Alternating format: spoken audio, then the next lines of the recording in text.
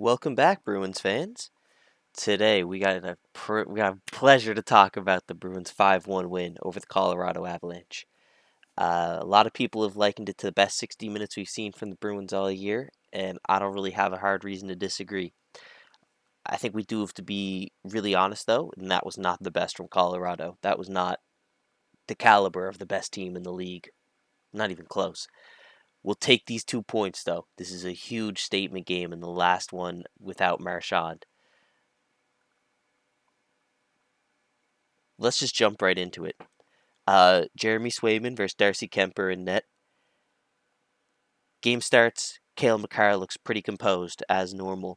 Carlo has a couple nice pinches early as the Foligno, Studnicka, and Holla line build energy early for the Bruins. That's something that's going to be a recurring theme is the energy the Bruins brought and how much it pressured some of Colorado's defensemen and wingers on the walls especially. So there were a couple giveaways by Colorado as a result of this Foligno, Studnicka, and Holla pressure. Pasternak has an early power move into the middle of the ice as he gets the inside track on Johnson. After a nice stretch pass by Grizzlick. Grizzlick has a beautiful outlet to him, but he just can't wrap it around Kemper's leg. That's a really great start, though, for Pasternak, getting engaged and active early. There was a really first fast 8 to 10 minutes of this game, as there were very few whistles. Both teams were skating, but it wasn't super clean from Colorado. Their crispness and conciseness on their passes wasn't quite there. Their breakouts weren't great. But Boston were shooting the puck and looking for rebounds, something that teams have been doing against them really well. And to hit on the other side of that, when teams shoot and look for rebounds on them, I thought Boston did a much better game against Colorado of clearing the rebounds that their goalies do give up. You can't expect the goalie to vacuum every single shot. So when there is a rebound, it is on the goalie, but also on the team in front of him to clear out the front of the net and make sure that puck is not getting second chances at the goalie. Pastrnak cuts in again to dangerous ice with the puck, and that's continuing the good signs early for this team when the play is opening up for them, and players like Pastrnak or Hall or Marchand, when he's in the lineup, are getting looks and inside tracks on players. That means Boston are playing their game 5-on-5. Shots were 7-1 early for the Bruins, but then McKinnon, Landeskog, and Rantanen finally start to claw some pressure back for Colorado with Girard and Makar on the back line. And that five-man unit is one of the best, if not the best, in the whole National Hockey League. So that's kind of expected. They're going to bring some jump and claw some pressure back for their team. Boston were skating and hitting hard early, though, getting the puck deep and then forechecking relentlessly to prevent Colorado from getting a fast, quick breakout, which they can do very, very well, and which they did on their power play, which we'll talk about in a second. Carlo was going for skates deep with the puck, which is a really good sign from him, as it's good to see him have more confidence and composure and get more engaged in the play. He's that type of player who can have a big impact on the game with his physicality and his play on the puck. And his, stay-at-home defensive mindedness goes without saying. Boston would go on the power play after Landeskog lifts Pasternak's stick into his own face, and the Bruins would generate a lot of pressure in the first 50 seconds, getting 3 shots, widening that shot gap to 15-3 for the Bruins. As the power play expire, the Colorado would have a little bit of a jump back though to their game and claw the shots back a little bit, and now like 17-8 ish.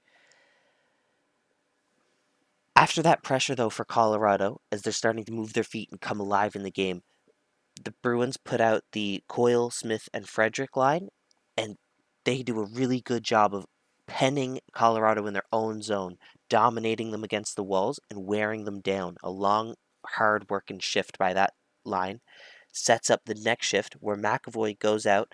He's able to take the puck deep down the blue line around the boards and look for a streaking Pastrnak in the slot, who obviously makes no mistake on that one, buries it one time over Kemper. 1-0 Bruins with about 2 minutes and 20 seconds left. In a period where they had been outplaying, outshooting, and outchancing Colorado, Darcy Kemper was definitely doing a really good job in this game of keeping Colorado close for longer than maybe they should have been. Frederick almost tips one over Kempter and then robbed by him in the dying seconds of the period. So Frederick, players like Frederick, younger players, Frederick, Lazar, Bleed, even Holla have had terrible puck luck so far this year. Pasternak had terrible puck luck early, but he's found his form in 2022. Hopefully, some of these other guys with the worst puck luck can get some bounces going their way. As Frederick could have definitely had one there. And as the period expires, I made a note. Colorado were lucky to get out of that period only down one goal, as the shots were about 20-19. 20 shots in the first period is a fantastic marker for the Bruins to strive for against the best team in the league. Into the second period now, McKinnon would have a nice spinorama attempt as McAvoy was strong in the 2-on-1 with good body position in front of Swayman. Bergeron on the faceoffs was fantastic all night. Cliffy Hockey had a couple questionable decisions early in the second period, but Boston were able to roll their lines really, really well. About 3.5 minutes into the period, widening the shots again, about 25-10 differential. I want to highlight an image here. 1 second. Just give me one moment. Because there was a failed entry and a shot with purpose that I've talked about a couple times for the Bruins. When they are getting entries into the zone, we can put the puck in a very dangerous spot. Okay, this was just the Frederick attempt in the dying seconds. Not really much to talk about here. He's just robbed on the blue line, and then somehow this shot doesn't go either as Kemper gets across the net to rob him. This would be the failed entry, though. Cliffy Hockey, he has a safe play to Forbert here, and he's going to try and spin it back into the offensive blue line. But look at where his forwards are. It's just not the move, and it gets broken up. And this is a very dangerous play because Colorado can come in with numbers on Forbert here. Right? This could be a potential 3-on-1 with 2 1.5 back checkers. This is the entry, though, I'm talking about. Shots with purpose are really, really important for this team. Haula is looking to just put the puck on the net and hope to get a nice rebound for Foligno here. But when he's shooting the puck, he can't aim for his left side, Kemper's right side. He can't aim for this blocker side. It has to be towards this trapper, and then because it's the trapper, it has to be towards the pad so that it gets pushed out, and hopefully Foligno can streak in and get a rebound attempt here. But unfortunately, it goes too low into the blocker side, and it can just be directed out into the corner. Same thing would happen much later in the period, which I'll talk about when we get to it. But it's just shots with purpose. I think teams like Pittsburgh, Toronto, Colorado do a really good job. St. Louis do a really good job of putting pucks to dangerous areas of the ice, and then having faith that their forwards are going to find ways to collect on those loose, jumbling pucks. Eventually, you try enough of them, they're going to go your way. So that shot with purpose is something I wanted to see more of in this game. Coyle, Smith, and Grzelcyk on a 2-on-1 turns into a 3-on-2 on a nice little dynamic triangle play. Almost looked like it was going to die in the middle of the play, but they were able to claw it back really well. And I think that's a bit of Grzelcyk's playmaking ability that's underappreciated.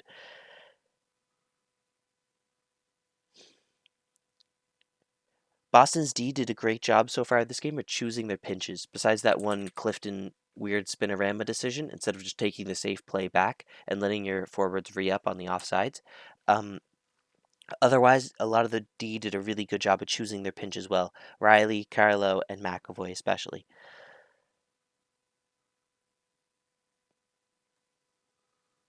Colorado were starting to build some pressure back, though, as this period was not close on the shot sheet, but the score sheet is still a 1-goal game, and Colorado was incredibly dangerous in those games. So players like McKinnon or Landeskog creating lots of havoc around the Bruins net. The ice started to get a little bit choppy and bad puck luck for both teams. Coyle and Smith can't handle it. Rolls on Makar as he has a chance. As maybe Boston were starting to feel some of Colorado's pressure. Colorado started moving their legs really well, and their stars were coming alive. But to shut them down pretty quickly, the Bruins could take a 2-0 lead. Grizz made a fantastic diagonal pass to Hall, who makes it across the crease to Bergeron, who bangs home once, who does get fantastic wood on the first attempt, and then hits home the rebound around Kemper. Colorado just got a little bit ahead of themselves on that breakout, and Grizzlick's pinch punished them immensely for it. Right after that, Boston would actually go on the power play as Kubel would cross-check off the face-off to a downed player. It was just an unnecessary cross-check and a neutral zone play. Boston got 6 shots on their first power play, but there was a better adaptation by Colorado to move to Hull. Maybe I can show what was happening, but I don't have pictures of it. So here's the Colorado net. If we look at the Bruins, which I'll do in blue, the Bees were playing a 3 deep, 2 high offense because the Colorado box was really, really high. Normally one of these circles is going to be a little bit offset, or yeah, one of these wingers are going to be a little bit high in the slot. But if they're playing a really high box to try and prevent your point shots, your McAvoys, your Rileys, your Grizzlicks, it can set up this play. So Grizzlick's right here. He makes a diagonal pass to Hall, who's up here, who gets it to Bergeron on the back post. One attempt, stopped right here, comes back to him, and he puts it in. Beautiful goal. Nice adaptation by Colorado, and a better adaptation by Boston. That power play unit is looking better and better without their best power play player as Marchand. Pastrnak scores all the goals. Marchand sets them up a lot of the time. I really liked Hall's adaptation here. He was the net front guy for a good long while, and he wasn't doing terribly at it, getting more contact on the puck, but his playmaking ability is really being showcased on this team with Pastrnak on his line, and it's a really positive sign for the Bruins to get more scoring depth beyond that top Bergeron and Marchand. Pastrnak trio perfection line stereotype.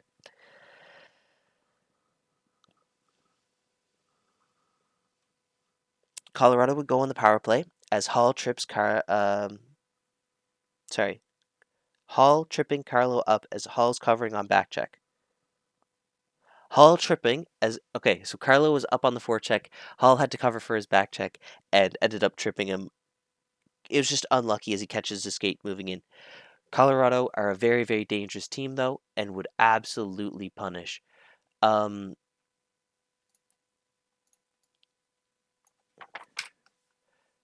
this was a really quick set play, and it just wasn't a quick enough adaptation by the Bruins on their penalty kill.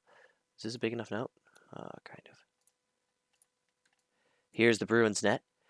Our box just gets dragged too far over. We're playing off our line here, and we get a little bit out of shape. Colorado swing it across. This player is actually over here a little bit, and it's just a quick play, easy goal. Colorado player here. Just a quick one-timer, beat Swayman close side. It's the type of play that your defenseman or your forward has to pick up the marking here. You can't let yourself get put on this side of 2 Colorado players and then the pass get through.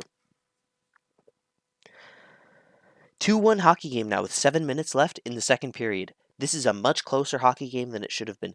McKinnon one-timer as Rantanen pass set him up short. Like, just a beautiful setup. McKinnon, give him that chance, he's going to score on it. But I wanted to highlight this again. Boston were doing a much better job of picking up Swayman's rebounds this game. They have gotten burned on second chances before this year. Keep picking up those rebounds and communicating with your goalie. 5.5 minutes left on a Colorado icing. Bergeron would win the faceoff again. He was fantastic all night in the circle, winning big offensive zone draws, and almost repeat the McKinnon goal of 2 minutes ago, as it makes it 3-1 Bruins after a little short pass from Hall to Pastrnak on the top of the circle. So basically, redraw that play I just did, almost identical. Beautiful little setup from the Bruins to make it 3-1 hockey game. That was a nice insurance goal for the third period. Looking into the third period, I mean. You just got scored on, and the game became 1 goal again when it probably shouldn't be. That's a good response from Boston to not let Colorado build on their momentum. to continue on Boston's momentum too. Just less than a minute later, Jake DeBrusk alone, after McAvoy keeps in on a little poke on the blue line, um, Jake DeBrusk just kind of pulls it, wrists it past Kemper, and scores his second goal in as many games. Great trend for Jake DeBrusk, and he has actually looked surprisingly energetic with less ice time. It seems antithetical, but he's been on a line with no second Lazar, where Bleed has been cut out, and Foligno's still in. So Jake DeBrusk is on that fourth line and has 2 goals in 2 games. I think the grittiness of Lazar and Nosek allow Jake to hold on to the puck and be a primary carrier of that line, knowing that he has hard workers who are going to work to get the puck back and work to wear down the defense, be threatening, be in the right position. Good fundamentals, right? Nosek and Lazar have good fundamentals. So you need that little bit of flair that players like Jake DeBrusk can bring. Boston looked like they're out Coloradoing Colorado through the first 40 minutes. Like Carolina versus Boston, where Colorado aren't their best and Boston are hungry, sharp, and skating, as well as protecting their really strong matinee record.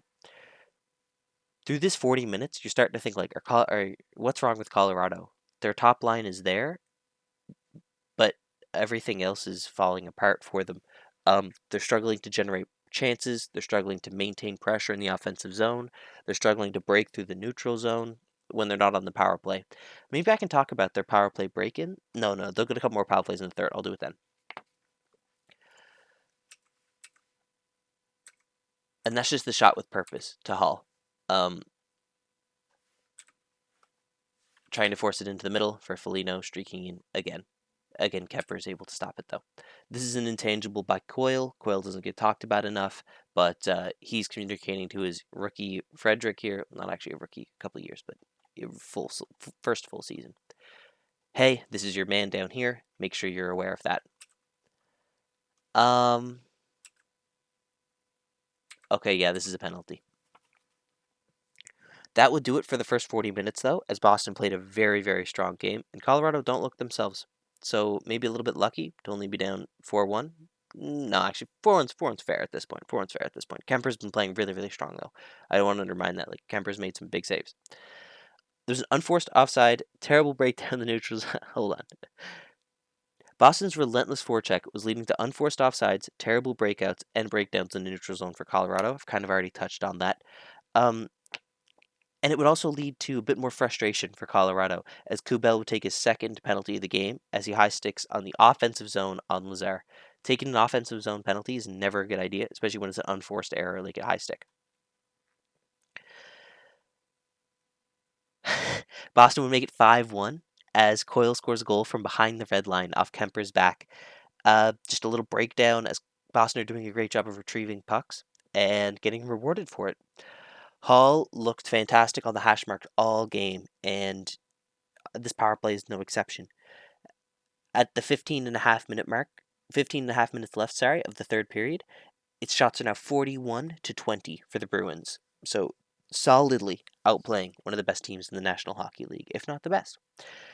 Finally, Colorado would start to get the referees going their way and get some penalties called for them. They'd go on the power play. And remember, the first time they had the power play, they scored very, very fast off almost a set play, but a little triangle play to McKinnon.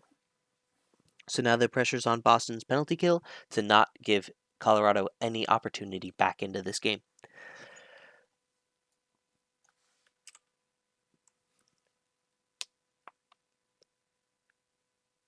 Forbert holds Nichushkin's net drive. And then let's talk about some of Colorado's power play tactics, because they execute the drop pass really early, and it helps them build speed through the neutral zone to get entries. So let me build a rink real quick, because this happens all the way in their own zone almost. So if we've got the Bruins net down here,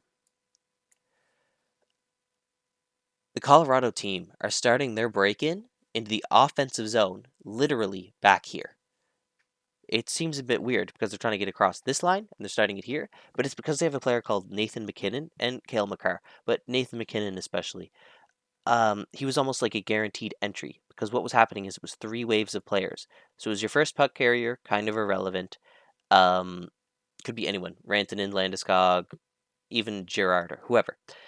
They drop pass it for Makar, but the big thing is what they do after they take this puck.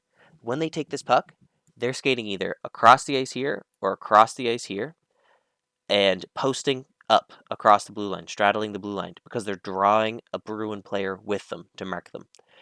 Then Makar or Landeskog will come up and second it. They will drop pass for a third player, who is obviously McKinnon, who comes in with incredible speed because he's able to build a huge sweep. And the second player, again, you're going here, and then that leaves a lane for McKinnon to either go here or here. The reason why this works so effectively is because you force Boston to commit three players, meaning only one's deep, and then you can put a stretch pass behind them or to the side of them. You force Boston to either commit three players in the neutral zone and then beat them with McKinnon's speed in the man-on-man, or you force Boston to do what they had to do, which is back off. You mark here and here, and here and here. Very, very tough to defend against, and is almost a guaranteed entry, because even if you're playing McKinnon tight, he can just get to here and dump it off to this guy or dump it off to that guy. Very, very dangerous power play entry strategy. But it was up to Boston to play around that, right?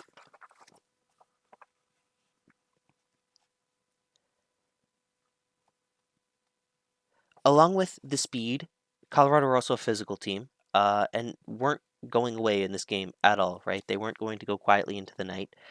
I think it was Johnson, had a pretty big hit on Lazar, and Bruins answer with some physicality of their own.